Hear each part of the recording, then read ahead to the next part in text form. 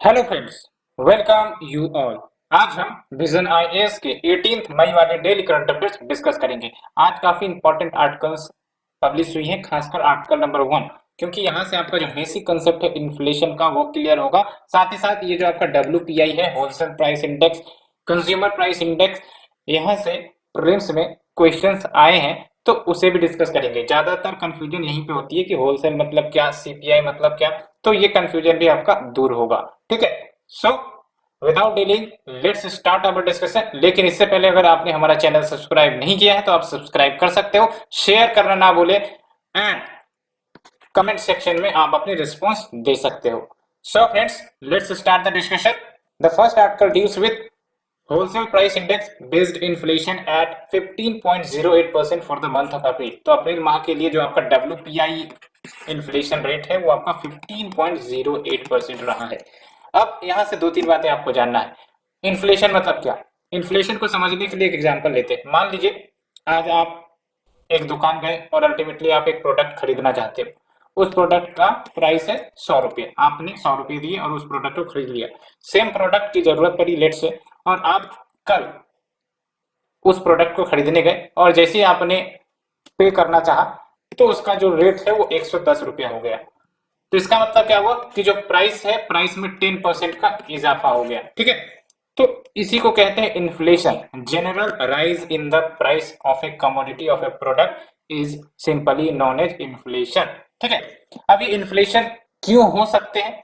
तो इन्फ्लेशन होने की मुख्यतः अगर देखा जाए तो दो कारण हो सकते हैं। एक तो ये कि जो प्रोडक्ट है उसकी सप्लाई में कमी आ जाए, यानी कि पहले आपका 10 प्रोडक्ट था और डिमांड उतनी ही थी लेट से, और वही अब आपका प्रोडक्ट 5 हो गया लेकिन डिमांड उतनी ही है, तो लोग कहीं ना कहीं ज्यादा प्राइस पे करके भी उस प्रोडक्ट को खरीदना चाहेंगे। तो एक तो ये है कि आपका डिमांड जो है आपका सेम रहा बट जो सप्लाई है वो कम हो गई।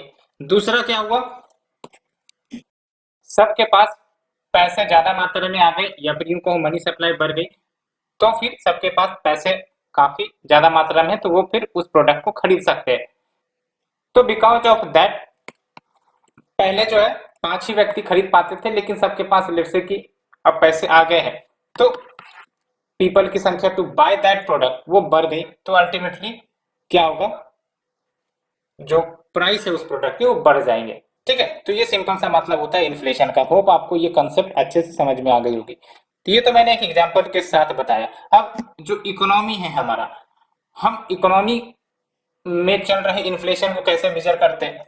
तो एक है आपका होलसेल प्राइस इंडेक्स और एक है आपका कंज्यूमर प्राइस इंडेक्स। होलसेल नाम से ही पता चल रहा है कि ये जो आपका इन्फ्लेशन मेजर किया जाएगा प्रोडक्ट्स का, वो आपका होलसेल लेवल पर मेजर किया जाएगा। क्या मतलब होता है होलसेल और कंज्यूमर या रिटेलर पॉइंट ऑफ व्यू के बारे में अगर जाने तो देख लो। लेट्स से कि प्रोड्यूसर है, प्रोड्यूसर ने कोई प्रोडक्ट बनाया, ठीक है, और सेलर है और फिर आपका यहाँ कंज्यूमर है। ठीक है, तीन है। इसको पहले क्लियर कर लेते हैं, एक सेकेंड। तो एक बात आप हमें बताओ, जब भी आप प्रोडक्ट खरीदते हो तो क्या आप होलसेल के पास जाते हो खरीदने के लिए, या फिर यूं कहो प्रोड्यूसर के पास जाते हैं, या फिर आप रिटेलर के पास जाते हो? जाहिर सी बात है आप रिटेलर के पास जाते हो। लेकिन जो सेलर या जो रिटेलर आपको प्रोडक्ट बेच रहा है वो कहाँ से प्रोडक्ट लाता है? तो वो प्रोडक्ट लाता है प्रोड्यूसर से। ठीक है, प्रोड्यूसर से कहो तो इसका मतलब ये हुआ कि वो जो प्रोडक्ट लाता है वो बल्क में लाता है। ठीक है, काफी भारी अमाउंट में लेकर आता है, भारी क्वांटिटी में लेकर आता है, तो बल्क में वो प्रोडक्ट लेकर आता है। तो जब उसने प्रोड्यूसर से प्रोडक्ट्स खरीदे तो जिस प्राइस पर वो प्रोडक्ट खरीदता है एट द बल्क रेट, उसको हम कहते हैं होलसेल प्राइस। ठीक है, एंड आपने जो सेलर से या रिटेलर से प्रोडक्ट खरीदा है उसको हम कहते हैं कंज्यूमर प्राइस। ठीक है, तो ये बात आपको समझ में आ गई होगी। अब दोनों को मेजर करने के लिए we have the WPI and CPI.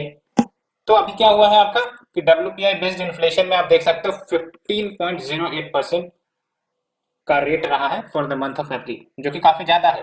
ठीक है, एंड ये आप यहाँ पर डिस्कस करो, WPI based inflation rate rose to the highest level in the current 2011-12 series. तो कहने का मतलब ये है कि एक बेस ईयर होता है to measure the inflation rate, and वो बेस ईयर आपका डब्ल्यूपीआई के लिए, सीपीआई के लिए 2011-12 ही है। ठीक है, और ये इतना ज़्यादा उछाल क्यों आया है?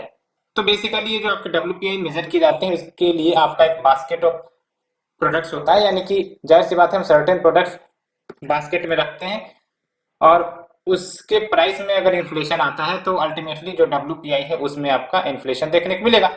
तो अभी क्या चल रहा है, जो मिनरल ऑयल्स हैं, बेसिक मेटल्स है, क्रूड पेट्रोलियम है, नेचुरल गैस है, फूड आर्टिकल्स हैं, आप देख रहे होगे इन सब के प्राइसेस काफी ज्यादा बढ़ रही हैं और ये सब कहीं ना कहीं होलसेल प्राइस इंडेक्स के बास्केट में आते हैं। दैट्स वाई इन सब के प्राइस बढ़ने के कारण आपका WPI में बढ़ोतरी देखने को मिला है, ठीक है।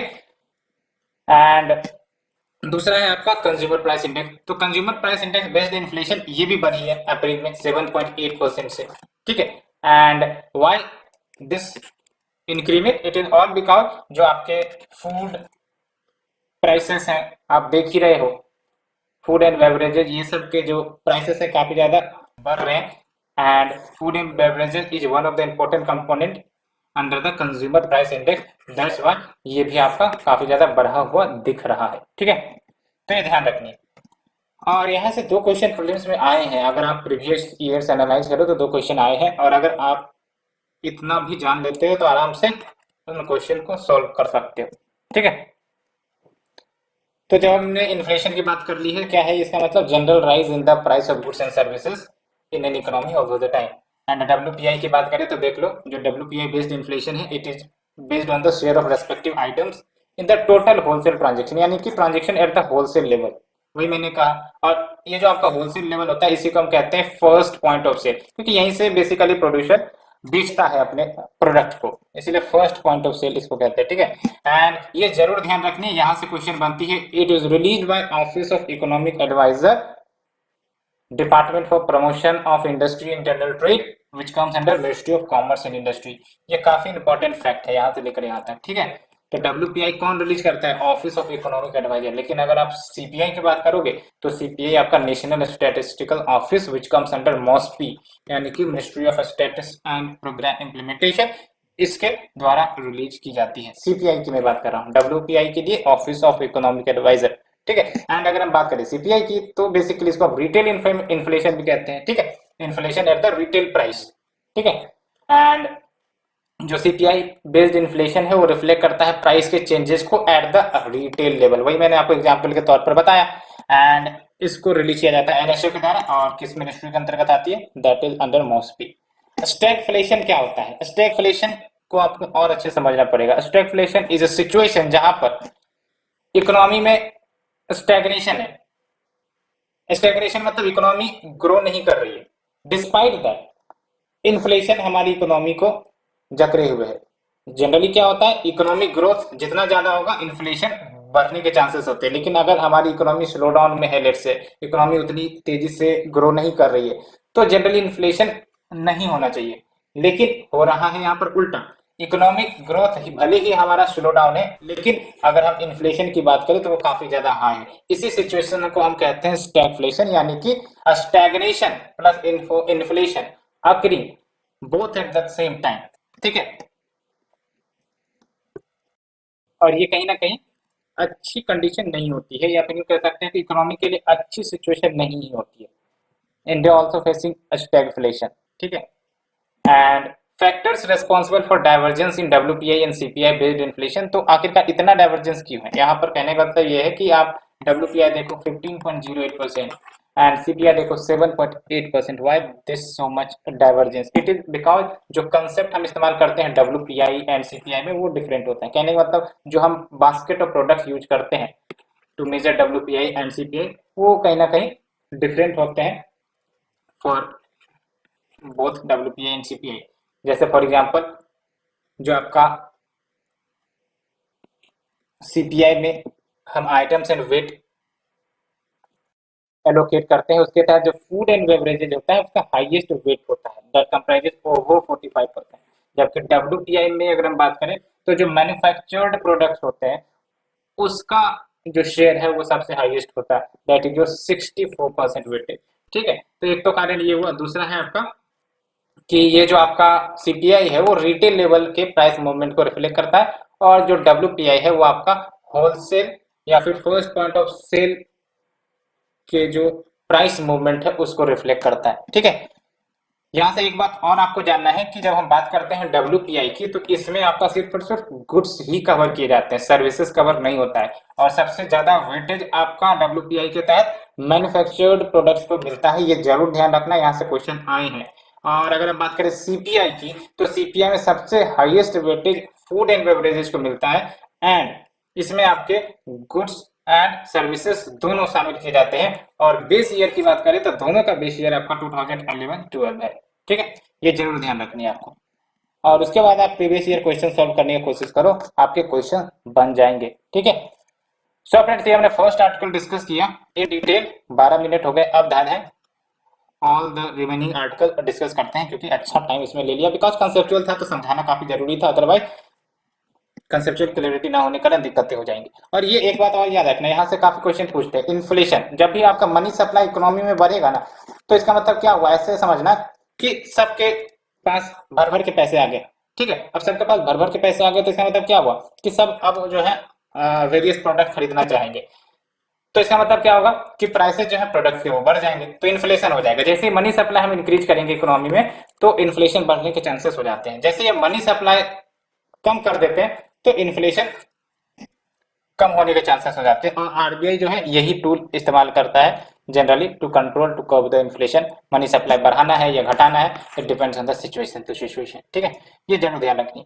सो फ्रेंड्स, हमने फर्स्ट आर्टिकल डिस्कस किया, let's move to the second article, prime minister enables India first 5G test bed. तो बेसिकली ये क्या है आपका 5G टेस्ट बेड, उसे डिस्कस करेंगे। लेकिन first we move to the syllabus. I think we hadn't discussed the syllabus of the first article. It deals with the Indian economy and issues related to planning, mobilization of resources, growth, development, employment, इसके अंतर्गत आ जाता है। And when we talk about the second article, the second article will be covered under awareness in the field of IT।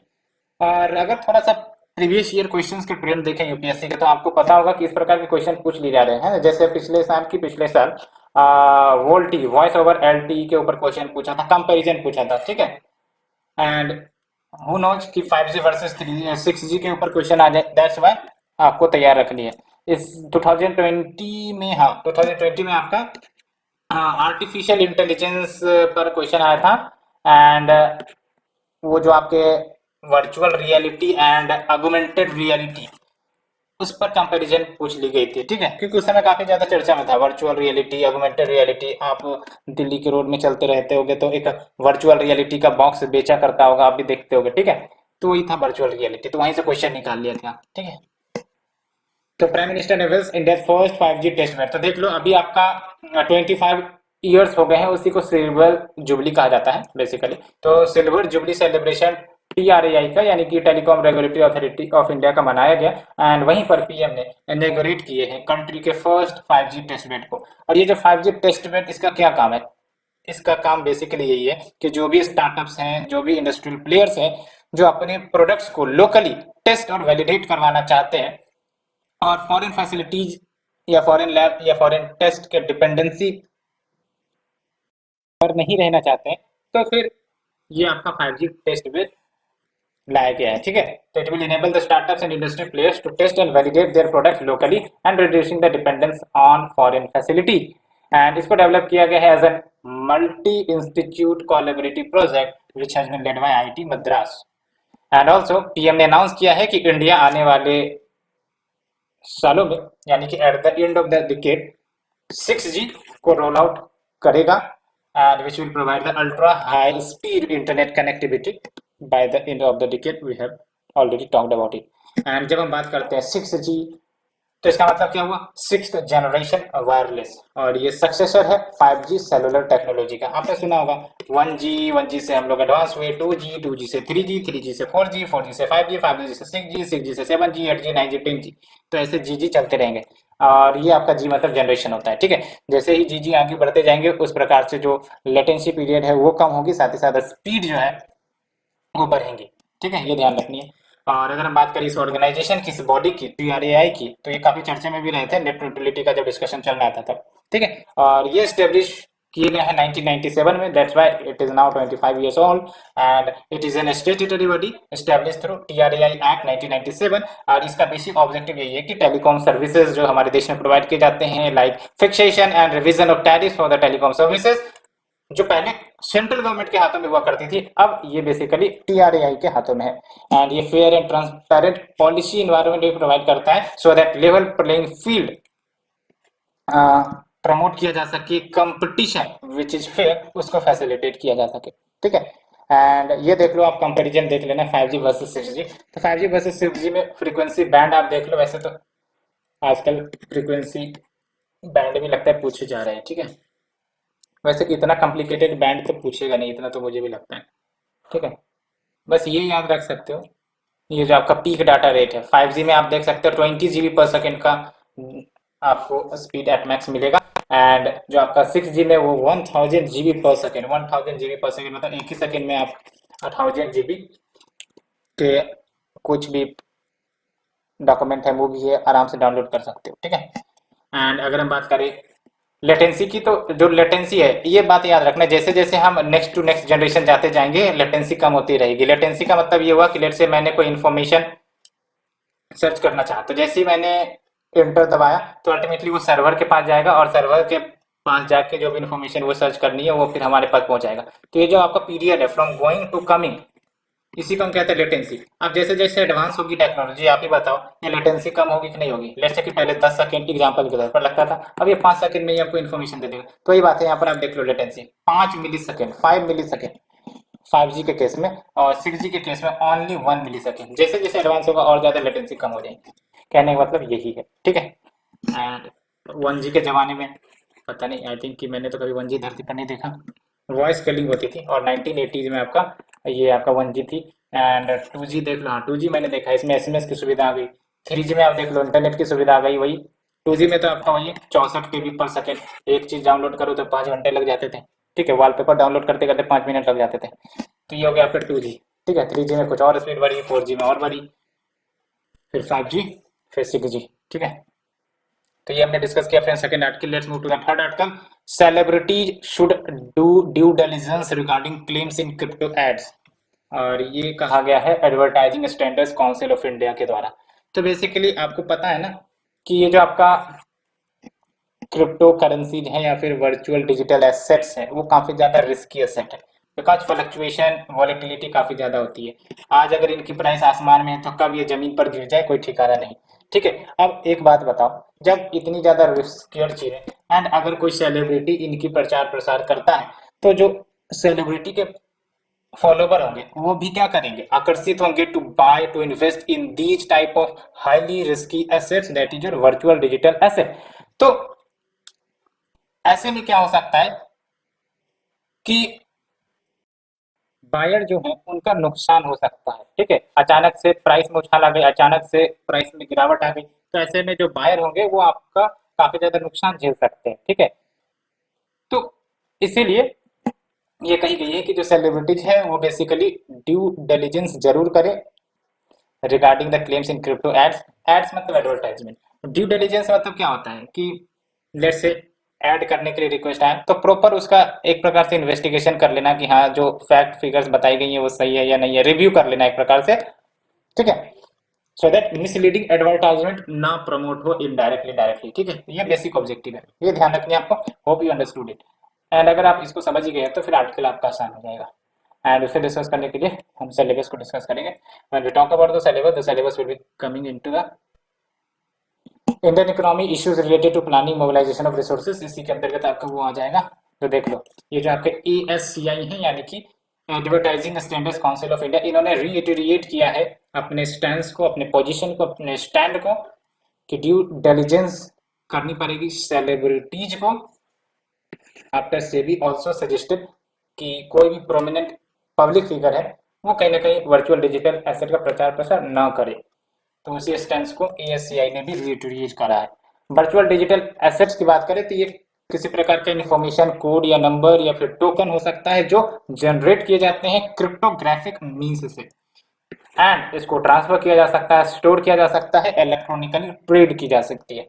And इसमें आपके non fungible tokens, crypto currencies, other virtual asset ये सब आ जाएंगे। आप हमें बताओ fungible versus non fungible item मतलब क्या होता है। फंजिबल मतलब दो कंडीशन फुलफिल होंगे, पहली बात तो उसको हम डिवाइड कर सकते हैं और दूसरी इंपॉर्टेंट बात ये है कि म्यूचुअल सब्सटीट्यूशन हो सकता है। एग्जाम्पल की बात करें अगर तो जैसे फॉर एग्जाम्पल 500 के नोट है, ठीक है, 500 के नोट को हम डिवाइड कर सकते हैं 100 के नोट इंटू 5, कोई दिक्कत नहीं होगा। और क्या ये म्यूचुअल सब्सटीट्यूशन होगा? बिल्कुल होगा। कैसे? क्योंकि अगर हम 100 इंटू 5 करेंगे तो उतनी ही वैल्यू होगी जितनी 500 रुपी नोट की होगी, तो इसी को हम कहते हैं फंजिबल। लेकिन नॉन फंजिबल मतलब क्या हुआ? जैसे डायमंड की बात कर ले तो डायमंड को अगर हम डिवाइड करेंगे छोटे छोटे मोती में तो फिर उसकी जो वैल्यू है वो कहीं ना कहीं सिंगल पीस ऑफ डायमंड से कम हो जाएगी, इसलिए म्यूचुअल सब्सटीट्यूशन यहाँ पर नहीं होगा।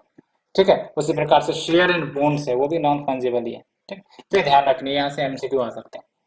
And what about the regulation of VDA related advertising? तो we have certain rules regulation. तो देख लो कंज्यूमर प्रोटेक्शन एक्ट 2019, और ये सर्टेन पेनल्टीज ले डाउन करते हैं फॉर द इंडोर्सर्स इन केस कि अगर वो मिसलीडिंग एडवर्टाइजमेंट करते हैं एंड अगर उन्होंने ड्यू डिलिजेंस का पालन नहीं किया। ठीक है, एंड फैब 2022 में आप देख सकते हो जो ASCI है इन्होंने गाइडलाइंस इशू किया है for the promotion and advertisement of crypto and non fungible tokens. And इस गाइडलाइंस के तहत ये मैंडेट की गई है कि जो भी आपके VDA प्रोडक्ट्स होंगे यानी कि virtual digital asset product and services, उसमें डिस्क्लेमर जरूर होने चाहिए कि वैसे अगर आप इसमें इन्वेस्ट करते हैं तो वित्तीय जोखिम शामिल हो, कभी कभी आप सुनते भी होंगे टीवी पे। ठीक है, तो उस प्रकार के ड्यू डिस्क्लेमर होने चाहिए regarding the crypto products and NFTs। And when we talk about the ASCI, तो ASCI एक वॉलंटरी सेल्फ रेगुलेटरी ऑर्गेनाइजेशन है। 1985 में इसको स्टैब्लिश किया गया था सो दैट इंडियन कंज्यूमर के इंटरेस्ट जो है उनको प्रोटेक्ट कर सके सेल्फ रेगुलेशन के माध्यम से in the advertisement. And important बात यह है कि non legally binding advertisement code and guidelines ये इशू करता है, ये ध्यान रखना है। It is not legally binding, it is non legally binding advertisement codes. ठीक है, एंड लेट्स से कि अगर ब्रीच हुआ किसी के द्वारा भी, सेलिब्रिटी हो, एडवर्टाइजमेंट कंपनी हो, तो इन दैट केस जो ASCI है वो उनके नेम पब्लिश कर सकते हैं और जो केस बनेंगे उनसे रिलेटेड उसको एक्सेलरेट भी करवा सकते हैं to the relevant government regulator. And we have the cable television network amendment rule 2006 जो मैंडेटरी करता है for the all advertisements carried by the cable services. जो टीवी सर्विसेज में एडवर्टाइजमेंट आप देखते रहते हो ना, उनको कंप्लाइंट होना पड़ेगा विद द ASCI कोड। ठीक है, एंड जो वर्चुअल डिजिटल एसेट्स है ये क्या है? हाईली रिस्की एसेट है, ये तो मैंने डिस्कस किया ही। और ये क्यों रिस्की है? इट इज ऑल बिकॉज इसको रेगुलेट करना काफी मुश्किल है ना, दैट्स व्हाई ये रिस्की है। एंड काफी लॉस हो सकता है because of non regulated entity. ठीक है, एंड कंसर्न्स भी है over the stability of financial system and dollarisation of a part of Indian economy, and it can go against the country sovereign interest and it can also undermine the RBI monetary policy influence। ये काफी important point है। ठीक है, तो इस प्रकार के अगर VDAs में इन्वेस्ट किए जाएंगे क्योंकि ये आपका क्या है, काफी वोलाटाइल है, तो RBI जो अपना मॉनेटरी पॉलिसी लाता है to control inflation, to control money supply, ऐसे में जो आपका VDA है उसको प्रभावित कर सकता है, उसको लेस इफेक्टिव बना देगा। ठीक है, एंड डॉलराइजेशन का क्या मतलब हुआ? एक दो कीवर्ड आपको याद रखना है, डॉलराइजेशन एंड डी डॉलराइजेशन। ठीक है, डॉलराइजेशन का मतलब ये हुआ कि अदर करेंसी के रेस्पेक्ट में या फिर डोमेस्टिक करेंसी के रेस्पेक्ट में हम डॉलर को प्रेफरेंस देते हैं, डॉलर का इस्तेमाल हम ज्यादा करने का प्रयास करते हैं, डॉलर का स्टॉक हम ज्यादा कर रहे हैं, तो उसको हम कहते हैं डॉलराइजेशन। डी डॉलराइजेशन इससे उल्टा होगा। ठीक है, डॉलर को हम कम प्रेफरेंस दे रहे हैं, अदर करेंसी को हम ज्यादा प्रेफरेंस दे रहे हैं, तो उसको हम कहेंगे डी डॉलराइजेशन। नाम से ही पता चल रहा है तो आपको भी याद हो जाएगा। तो dollarization means what? Use of US dollar in addition to or instead of domestic currency of the country. And despite this concerns, ये जो आपका यानी कितने कंसर्न्स है फिर भी जो आपके VDA है वर्चुअल डिजिटल एसेट्स, इसने सिग्निफिकेंट ट्रैक्शन या ट्रैक्शन लोगों के बीच, इन्वेस्टर के बीच जगह बना ली है ना, विद इंक्रीज सेलिब्रिटी एडवर्टाइजमेंट। देख सकते हो अब तो सेलिब्रिटी भी एडवर्टाइजमेंट करने लगे, targeting the young consumers without full disclosure. ठीक है, जब भी हम बात करेंगे सेलिब्रिटी के, सेलिब्रिटी का एक इंपॉर्टेंट रोल होता है हमारे सोसाइटी में। ठीक है, तो वो जो भी एडवर्टाइजमेंट करेंगे, वो जो भी चीज फॉलो करेंगे तो उनके फॉलोवर जो है आकर्षित हो जाते हैं टू फॉलो दैम, इसलिए काफी इंपॉर्टेंट रोल होते हैं इन पब्लिक फिगर्स का, है ना। तो ये बातें ये हमने डिस्कस किया friends. Let's move to the next article. Ministry of housing and urban affairs release circular economy in municipal solid and liquid waste report. ये क्या है सर्कुलर इकोनॉमी? सर्कल का मतलब समझते हो ना क्या होता है? There is no initiation, there is no end. उसी प्रकार से सर्कुलर इकोनॉमी का मतलब ये हुआ कोई भी प्रोडक्ट जो हम यूज कर रहे हैं, ठीक है, उसको हम तब तक यूज करें जब तक वो कंप्लीटली तरह से एंड ना हो जाए। यूं कह सकते हो कि अब उससे हम कुछ भी नहीं निकाल सकते। तो ये हो गया आपका सर्कुलर इकोनॉमी, यानी कि देख लो आप यहाँ पर है ना, it is a model of production and consumption that involves sharing, reusing, repairing, refurbishing, recycling of the existing materials या products as long as possible, है ना, जितना जब तक हम पूरा उसका निचोड़ ना निकाल लें तब तक हम यूज करें, तब तक हम उनके प्रोडक्ट्स को यूज करें, रिपेयर करें, रिफर्बिश करके करें। तो इससे क्या होगा कि भाई साहब हमें कोई नए मटेरियल उतनी मात्रा में प्रोड्यूस नहीं करनी पड़ेगी, तो रॉ मटेरियल हमें अलग से एक्सट्रैक्ट नहीं करने पड़ेंगे, खरीदने नहीं पड़ेंगे। तो उसी रॉ मटेरियल्स या फिर जो आपके ओल्ड मटेरियल्स है उसको फिर से इकोनॉमी लाकर उसको नए प्रोडक्ट में शामिल कर कर अल्टीमेटली उसको चलाएंगे। तो ये हो गया आपका सर्कुलर इकोनॉमी, ठीक है। तो ये बात आपको ध्यान रखनी है। एंड देख लो, report provides a comprehensive implementable and forward looking action plan for management of municipal solid and liquid waste. तो इसके लिए बेसिकली मैनेजमेंट प्लान से बताए जा रहे हैं। And we will look at the syllabus first, and when we talk about the syllabus it will be covered under conservation, environmental pollution, degradation and ये मैंने जीएस पेपर 1 का ऊपर वाले टॉपिक से नीचे टपकाया है, urbanisation there are problems and remedies. Because urbanisation की जब हम बात करेंगे तो सॉलिड वेस्ट का प्रॉब्लम है ना, ये सब आ ही जाती है। तो one of the objective is also कि इंडिया को हमें लीनियर से, लीनियर में क्या होता है, प्रोडक्ट को यूज करो, प्रोडक्ट खरीदो, यूज करो और इसको फेंक दो। सर्कुलर में क्या होगा, प्रोडक्ट को खरीदो, यूज करो, फिर यूज करो, रीयूज करो, रिफर्बिश करो, यूज करते रहो जब तक उसका पूरा निचोड़ ना निकल जाए, ठीक है। तो ये ध्यान रखनी है। एंड क्या की फाइंडिंग है आप देख लो, तो India approx 1.45 lakh ton of solid waste daily release करता है। एंड इसमें से जो 35% है वो ड्राई वेस्ट है। एंड उसमें से भी क्या, जो आपका मेजोरिटी शेयर है ड्राई वेस्ट का वो है आपका प्लास्टिक, ठीक है। And out of 26,000 ton of plastic was generated, ये ध्यान रखनी है आपको। इससे मैं एक कंक्लूजन निकालूंगा अभी तुरंत आपके सामने। Out of 26,000 ton of plastic waste जो जनरेट होते हैं डेली, सिर्फ और सिर्फ 15,600 टन आर रिसाइकल। तो यहां से मैं ये कंक्लूजन निकालना चाह रहा हूं कि approx 60% of the plastic wash जो जनरेट होते हैं वो आपका रिसाइकिल होते हैं, ठीक है। तो ये ध्यान रखना, यहां से आपका ऑप्शन में डाल सकता है, बोल देगा कि 80%, more than 80% of the plastic जो जनरेट होते हैं इंडिया में वो रिसाइकिल होते हैं, नहीं 60%, बिकॉज इसको जब आप परसेंटेज में निकालोगे तो अप्रोक्स 60% आएगा, ठीक है। तो ये ध्यान रखनी है। And treatment of municipal solid waste and construction waste वो आपका अप्रोक्स 30,000 करोड़ का रेवेन्यू पर एनएम जनरेट कर सकता है। एंड एम्प्लॉयमेंट अपॉर्चुनिटी तो जनरेट ही होंगी। क्या रिकमेंडेशन है, तो देख लो, गवर्नमेंट को जीएसटी रिड्यूस करना चाहिए as well as other taxes on the product जो रिसाइकल मटेरियल से बनाई गई है। अभी फिलहाल देख लो, फिर 18% लगती है, 5% कर दे, ठीक है। तो इन मटेरियल्स का ज्यादा यूज होगा, अल्टीमेटली ज्यादा लोग बाय करेंगे। एंड मैंडेटरी यूज हो 25% रिसाइकल्ड मटेरियल्स का नॉन फूड ग्रेड पैकेजिंग में, सो दैट रिसाइकलिंग इंश्योर हो सके। एंड जो सीमेंट किल्न्स है, बेसिकली सीमेंट किल्न्स जो होता है सीमेंट को प्रोसेसिंग करने के लिए मशीन होती है, ठीक है। उसमें 25% RDF which is non recyclable combustible dry waste, 25% RDF use होने चाहिए टू रिप्लेस द कोल। तो फ्रेंड्स ये हमने डिस्कस किया। Let's move to the last article. काफी लंबा आर्टिकल खींच गया है, जो हमने आर्टिकल नंबर 1 डिस्कस किया था ना कॉम्प्रिहेंसिव वे में, इसीलिए, ठीक है। तो report flags risk of fortified rice. देख लो, कुछ रिपोर्ट अभी रिलीज की गई है और उस रिपोर्ट में फोर्टिफाइड राइस के रिस्क के बारे में बताई गई है। तो क्या रिस्क है, कहाँ पर है, ये हम डिस्कस करेंगे, but let's move to the syllabus first. When we talk about the syllabus, देख लो आप, issues related to poverty and hunger, ठीक है। तो देख लो, as per the report Asha Kisan Swaraj and right to food campaign जो झारखंड में बेसिकली ऑपरेट होती है, उनके रिपोर्ट के अनुसार ये कहा जा रहा है कि जो आपका आयरन फोर्टिफाइड राइस जो डिस्ट्रीब्यूट किए जाते हैं विद एन ऑब्जेक्टिव की भाई साहब अनीमिया को कम किया जाएगा। अनीमिया मतलब क्या, खून की कमी जो होती है शरीर में, उसी को अनीमिया कहते हैं। तो बेसिकली जब खून की कमी होगी तो हम क्या करेंगे, आयरन फोर्टिफाइड राइस डिस्ट्रीब्यूट करेंगे, ठीक है। तो ये जो आपका आयरन फोर्टिफाइड राइस डिस्ट्रीब्यूट किए जाते हैं to curb the anaemia in the states like the Jharkhand, तो वहां पर ये डिस्ट्रीब्यूशन रोक देनी चाहिए। क्यों रोक देनी चाहिए, बिकॉज ऑलरेडी देखा गया है कि वहां पर जो ट्राइबल पॉपुलेशन हैं वो सफर करते हैं sickle cell anaemia, thalassaemia and tuberculosis से। एंड ये जो आपके सिकल सेल अनीमिया है, थैलेसीमिया है, मलेरिया है, ये ऐसे कंडीशन है जहां पर ऑलरेडी बॉडी में एक्सेस आयरन होती है। तब आपको समझ में आए, ऑलरेडी इन सब रीजन में जहां पर ये सब बीमारी ज्यादा डोमिनेट कर रही है, ऑलरेडी यहाँ पर इनके बॉडी में एक्सेस आयरन है। तो यहाँ पर अगर हम डिस्ट्रीब्यूशन करेंगे आयरन फोर्टिफाइड राइस की तो समस्याएं और ज्यादा बढ़ जाएंगी, ठीक है। इम्यूनिटी कहीं ना कहीं लोगों की वीक हो जाएगी, ऑर्गन की फंक्शनलिटी अफेक्ट हो जाएगी। दैट्स वाई इन जगहों पर नहीं यूज करने का सजेशन दिया गया है, ठीक है। तो देख लो।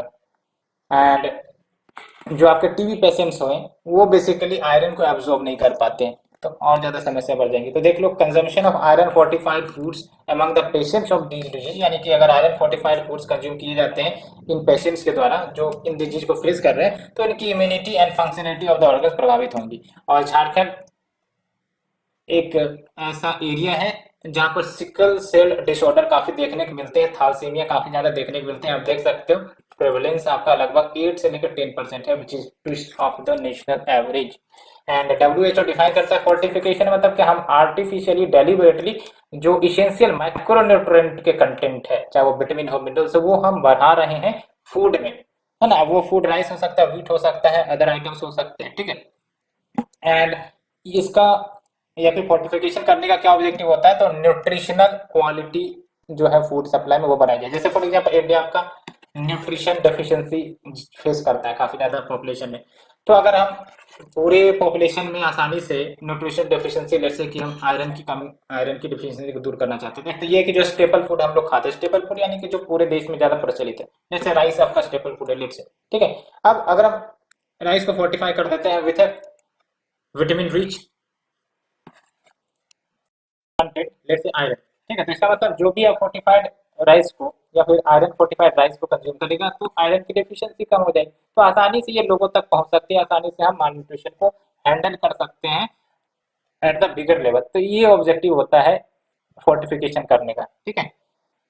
तो it is done to improve the nutritional quality of food supply and provide the public health benefit with minimal risks to health. And benefit क्या होते हैं राइस फोर्टिफिकेशन के तक, तो न्यूट्रिशनल बूस्ट मिलेगा to the undernourished and vulnerable population, anaemia को combat कर सकते हैं, कॉस्ट इफेक्टिव है, ज्यादा कॉस्ट भी नहीं लगता, and it is also helpful in pregnancy of growth of the baby, ठीक है। और इंडिया में राइस फोर्टिफाई किया जाता है एक्सट्रूजन टेक्नोलॉजी से। क्या है एक्सट्रूजन टेक्नोलॉजी, तो बेसिकली जो आपके मिल्ड राइस है, बेसिकली जब जो आपका फोर्टिफिकेशन सब होता है ना वो राइस मिल में होते हैं, तो एक्सट्रूजन टेक्नोलॉजी में जो आपका मिल्ड राइस है उसको पल्वराइज किया जाता है, यानी कि जो राइस के जो दाने हैं जो छोटे छोटे कंटेंट में तोड़े जाते हैं और उसको मिक्स किया जाता है with A pre mixture that contains the vitamin and minerals, and उसके बाद आपका फोर्टिफाइड राइस कर्नल्स प्रोड्यूस हो जाते हैं from this mixture using an extruder machine. उसके बाद ये जो आपके फोर्टिफाइड राइस कर्नल है उसको ऐड किए जाते हैं ट्रेडिशनल राइस के साथ मिलाए जाते हैं in the ratio which ranges from 1:50 to 1:20, ठीक है। और अल्टीमेटली आपका फोर्टिफाइड राइस निकल कर आता है which is nearly identical in taste, aroma, texture. तो कोई वेरिएटी आपको देखने की नहीं मिलेगी बिकॉज रेशियो काफी कम है मिक्सचर का, देख लो 1:50 टू 1:20, ठीक है। तो ये ध्यान रखनी है। सो फ्रेंड्स, ये हमने ऑल द आर्टिकल डिटेल से डिस्कस किया। आज आर्टिकल थोड़ी लंबी हो गई, it is all because the first article was very conceptual, I have to discuss it mandatorily, that's why, and hope you understood. And आपको अच्छी लग रही है तो लाइक शेयर सब्सक्राइब करना ना भूले। Thank you friend, thank you very much.